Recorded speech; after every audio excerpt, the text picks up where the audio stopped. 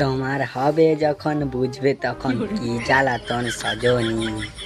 তোমার হয় না কেন রসের চুলকানি। ভাই তোর কাছে সঠিক খবর আছে তো মালিকের সত্যি চুলকানি হয়েছে? শালা গজুয়া, দেখছিস না মালিক 3-4 দিন ধরে আমাদের পড়ছে না। হ্যাঁ সেটাও তো ঠিক। ওই ওই চুপ কর, মালিক আসছে। তোমার হয় না কেন রসের চুলকানি। কি পাগলের মতন বকছিস? চিন্তা করবেন না মালিক, ভগবানের উপরে ভরসা রাখুন।